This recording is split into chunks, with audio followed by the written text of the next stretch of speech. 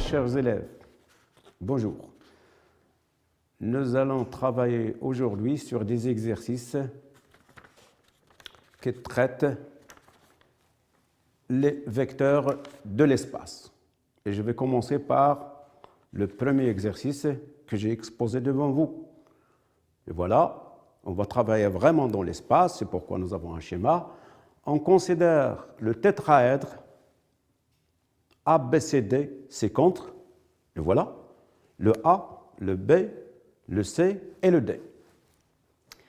On désigne par I et J les milieux respectifs du segment AC. Donc I, c'est le milieu du segment AC, et J, c'est le milieu du segment BD. Voilà. Première question, c'est une opération sur les vecteurs. Montrer que la somme des vecteurs AD plus CB égale 2 fois le vecteur IJ. C'est la première question.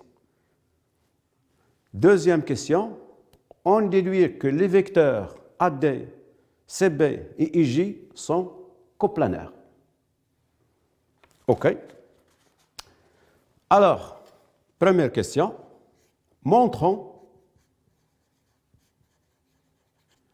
que la somme des vecteurs AD plus CB égale 2 fois le vecteur IJ. Donc, vous voyez, il y a le AD, il y a le CB, voilà. Si on fait leur somme, on va montrer qu'il est égal à 2 fois le vecteur IJ. Bien entendu, voilà, vous devez chercher quel lien existe entre le vecteur IJ et AD et CB. Il faut chercher dans le schéma, il faut voir comment vous pouvez trouver un lien entre IJ et AD, par exemple, et entre IJ et CB. Alors, ces liens, vous pouvez le voir.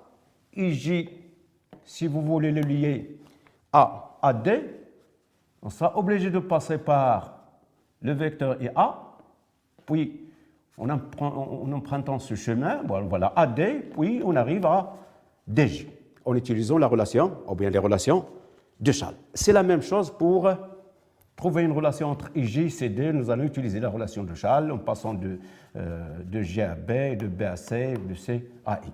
Donc voilà.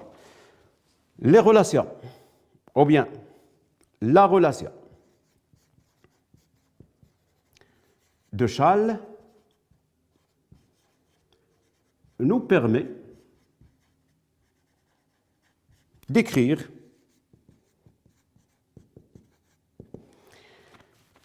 le vecteur AD, elle est égale, le vecteur AD, c'est le vecteur AI,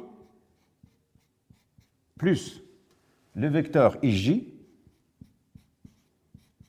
plus le vecteur GD. J'ai utilisé la relation de ça. Ça, c'est pour AD.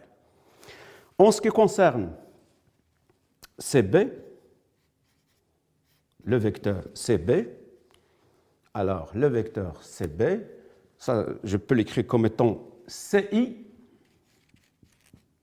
voilà, plus le vecteur IJ, plus le vecteur GB. Alors, j'ai utilisé les bouts à bout. Je vais de A à I, puis de I à J, et puis de J à D. Donc, cette méthode, même pour la construction, ça s'appelle la méthode bout à bout. Bien entendu, moi, je cherche la somme. Alors, je vais additionner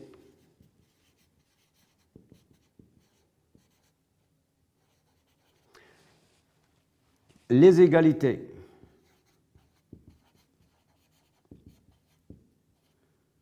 si ils sont en haut, dessus,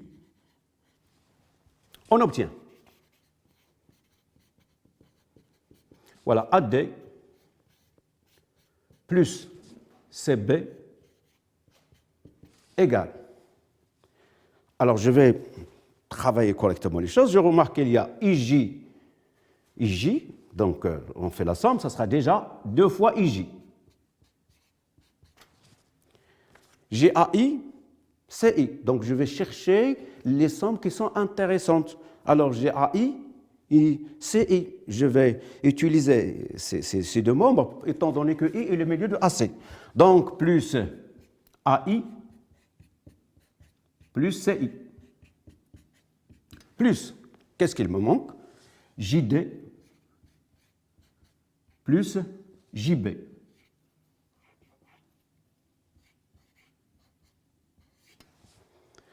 OK, mais je dois remarquer une chose, vous avez le point I étant le milieu du segment AC. Donc, si vous prenez AI plus CI, donc AI plus CI égale vecteur nul. J est le milieu du segment BD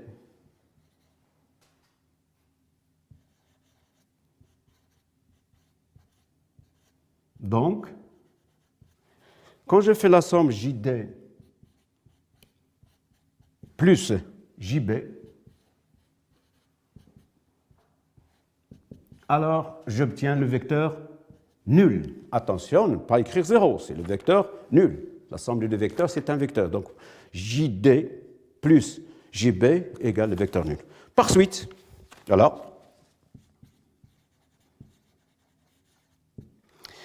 Alors, cette somme, AD plus CB, va valoir 2IJ. Parce que AI plus CI égale le vecteur nul, JD plus JB égale le vecteur nul, la somme des deux vecteurs nuls est le vecteur nul, donc je prends 2IJ plus le vecteur nul, j'aurai 2 fois IJ.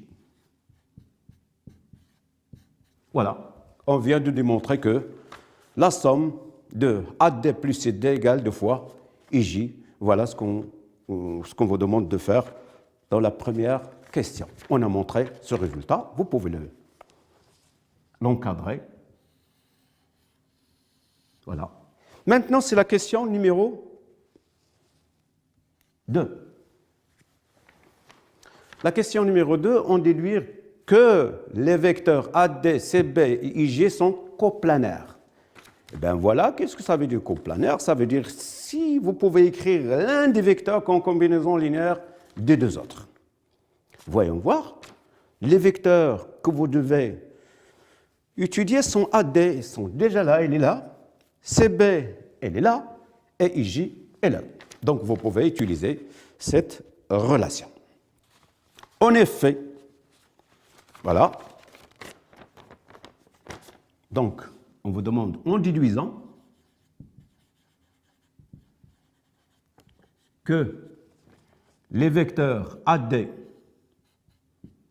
CB et IJ sont collinéaires. Attention! Dire que deux vecteurs sont collinéaires, ça veut dire tout simplement, ça a une relation avec les hommes même d'élection, on peut les représenter sur eux-mêmes. Mais la question qu'on vous pose ici, c'est sont coplanaires. Donc, c'est-à-dire je peux les représenter sur le même plan. Donc, sont coplanaires. Bien. En effet,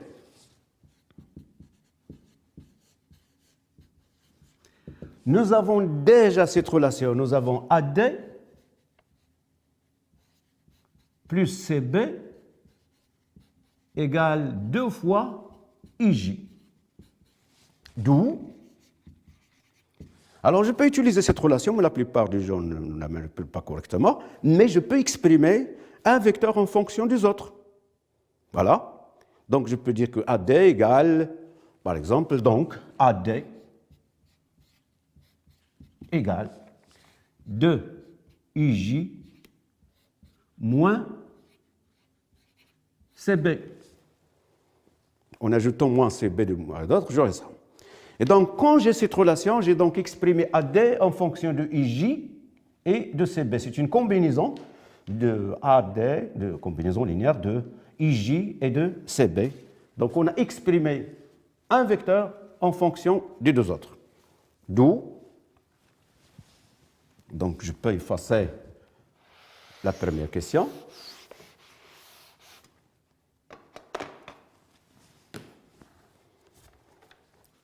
Cette relation exprime, ou bien signifie, que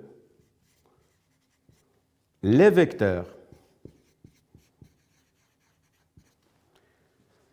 AD, comme on vient de le noter, AD, virgule, CB et IJ sont coplanaires.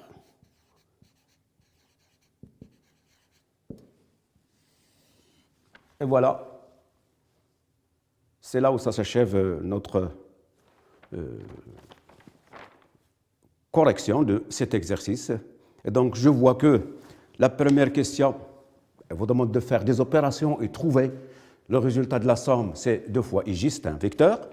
Et ce qui est plus important, c'est utiliser la relation de Schall, première fois ou deuxième fois. Et de toute façon, vous êtes obligé de trouver le lien qui vous permet de passer de AD à IJ, passer de CB à CD, ou bien inversement, vous pouvez trouver un lien entre IJ et CB, entre JD. Donc, vous allez utiliser ce support qui est le dessin. Alors, ça vous aide, et ça vous montre le chemin à suivre pour pouvoir résoudre ces problèmes géométriques. Donc, il faut utiliser ce support qui est la représentation graphique. C'est une illustration qui vous montre comment travailler, comment répondre à ces questions. Il vous guide. Pour la question 2, c'est ce qui est nouveau cette année, c'est montrer que les vecteurs sont coplanaires. Donc, les vecteurs AD et CB et IJ sont coplanaires, c'est-à-dire que je peux les représenter dans un même plan. Dans cette séance, nous allons travailler encore sur les vecteurs de l'espace. Et nous allons travailler sur une figure que vous connaissez tous, c'est le cube. On va donc l'utiliser comme support pour résoudre pas mal de questions de géométrie. Alors, j'ai choisi cet exercice, qui est l'exercice 2, à savoir que dans la première séance, nous avons traité un exercice 1.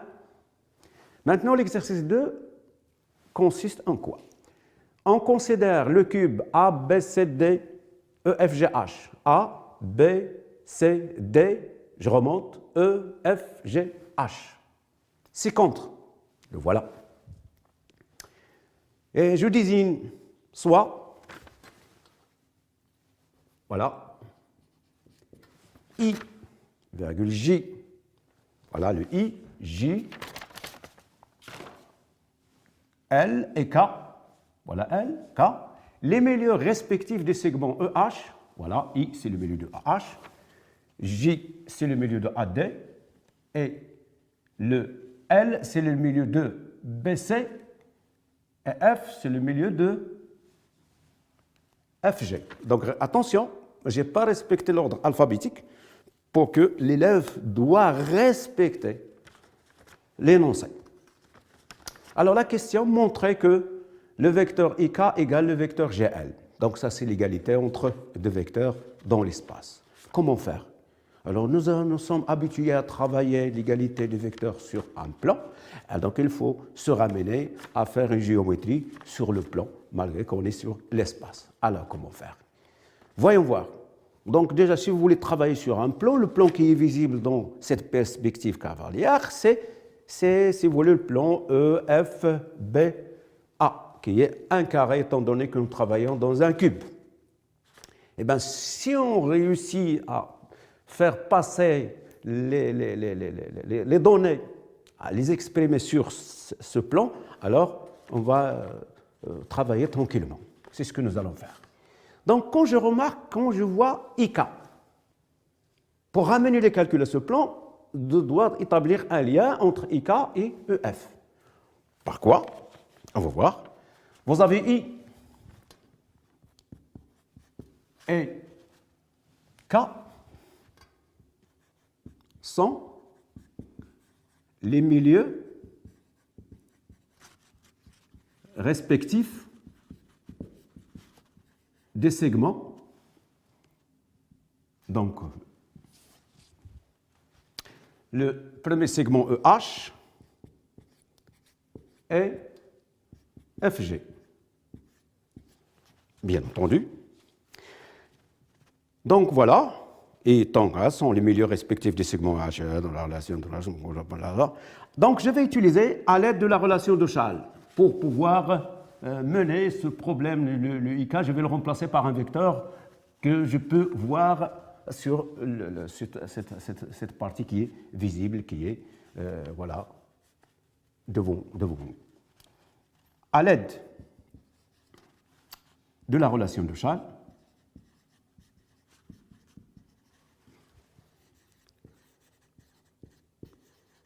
on obtient.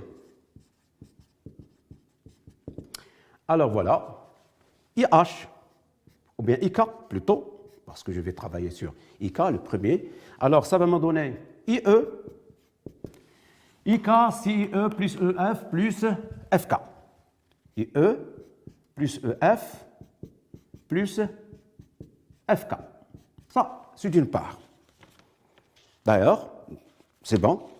Donc voilà.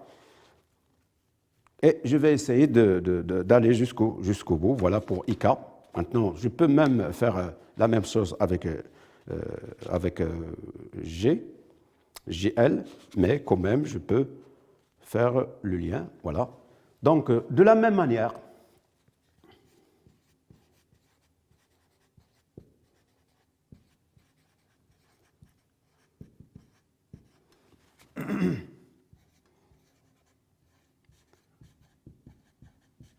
on obtient le vecteur GL. Je peux l'écrire facilement. GL, c'est quoi?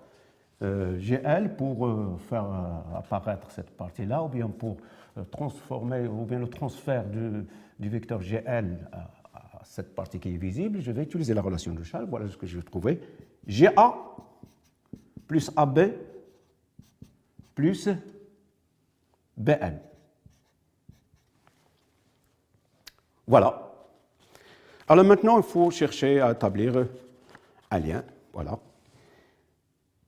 Alors, donc je peux revenir à ceci, mais de toute façon, je reste sur les deux. J'ai utilisé donc, si vous voulez, la relation de Schall sur les deux vecteurs. Mais si vous voulez passer en vitesse, voilà, vous avez déjà EF. C'est visible. Plus EF, alors vous avez IE plus FK. IE plus FK. Ce IE plus FK, ce IE c'est quoi? C'est 1,5. Voilà. IE, le voilà, c'est 1,5. IE, il faut faire attention au sens. 1,5 HE. Et ce FK, c'est 1,5 FG.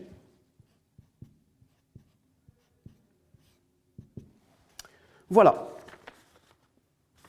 Alors, EF plus 1,5 HE plus FG. Qu'est-ce qu'on remarque? HE et FG, ce sont deux vecteurs qui sont opposés, étant donné que, voilà, ils ont le même sens, ils ont le sens contraire, même longueur et même direction. Donc, je peux aller un peu, ajoutant un peu d'espace. Donc, j'aurai 1,5 vecteur nul. Ça me donne EF. Donc, j'ai gagné. Le IK, c'est EF. C'est la même chose qu'ici. Je vais utiliser. Donc, j'ai déjà le AB. Elle est devant moi. Plus. Je peux utiliser 1,5 GA.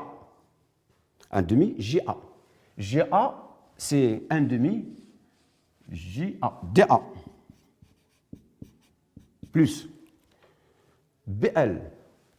BL, c'est 1,5 BC. Donc, j'aurai AB plus 1,5. Alors, DA plus B, DA. et BC sont opposés. Ça, c'est toujours le fameux vecteur nul. Donc, on aura AB. Voilà. Et bien voilà, nous avons trouvé que IK, d'une part, est égal à EF, et GL égale AB.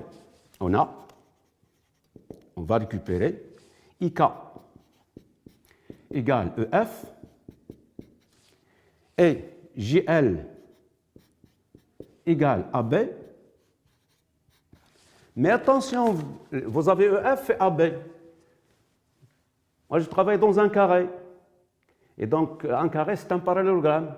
Et donc, le vecteur EF, c'est le même que le vecteur AB. Je l'ajoute ici. EF égale AB. Implique, ou d'où, puisque EF égale AB, donc IK égale GL. C'est ce que je cherche. Donc, IK égale GL. Voilà, c'est bon. Donc, j'ai détaillé un peu les calculs pour que tout le monde puisse voir ce qui se passe. Sinon, je dis de la même manière, on peut trouver ça, mais quand même, j'aimerais manipuler ce genre de choses. Bien.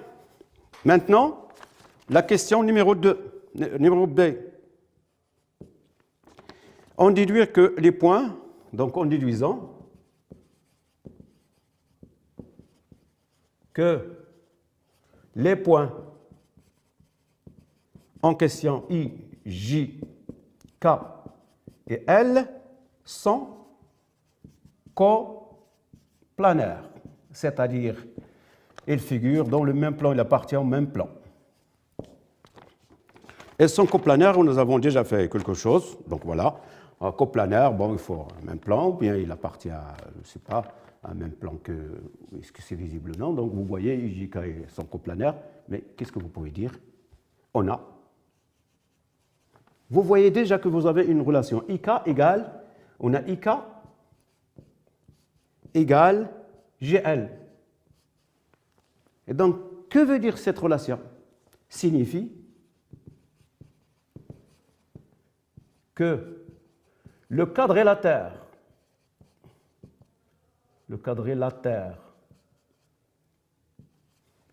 qui est, je le compte, voilà, par exemple I, K, L, G est un parallélogramme.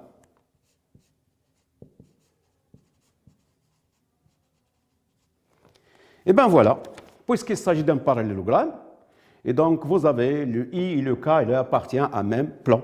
Donc un parallélogramme, il définit un plan, d'où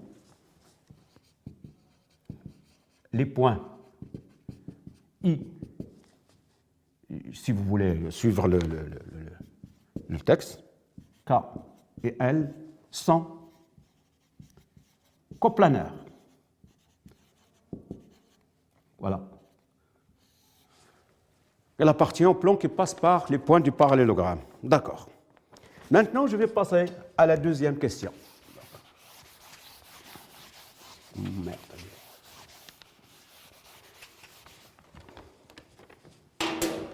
Deuxième question.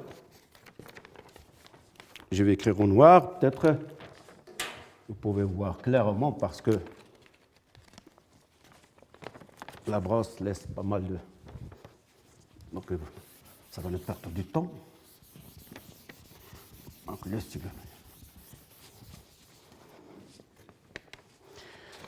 Alors, montrons que, donc la question numéro 2, montrons que le vecteur IJ est un vecteur directeur du plan HKL. Voilà, le plan HKL. Alors, comment faire? Il faut déterminer en déterminant deux points du plan HKL qui nous permettent de représenter, donc qui représente le vecteur IJ. En effet, voilà ce qu'on a. Nous avons déjà une relation plus importante. Nous avons IK. Voilà. Vous avez ce vecteur, vous voulez qu'il soit un vecteur d'électeurs. Bon, voilà. Vous voyez déjà que le quadrilatère IJLK, IJL, ou la IK, si je prends IKL, donc il faut suivre un certain sens, IKLJ est un parallélogramme. Donc, j'ai une égalité vectorielle. Donc, le vecteur IJ, elle est égale à KL. Ça, c'est d'une part. Mais comme le point K et L, ce sont des points qui appartiennent au plan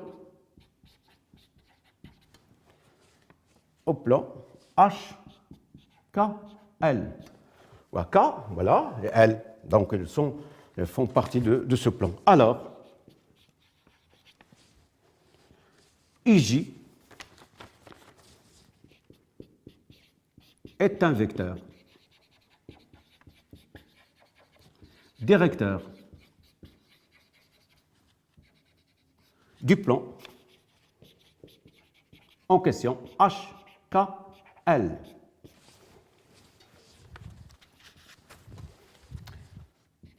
Voilà pourquoi c'est un vecteur directeur, parce qu'il est représenté par KL. Donc j'ai trouvé le point de ce plan, du point du plan HKL qui représente ce vecteur. Et donc voilà, je peux dire que le vecteur IJ est un vecteur directeur du plan. Voilà, je vous remercie.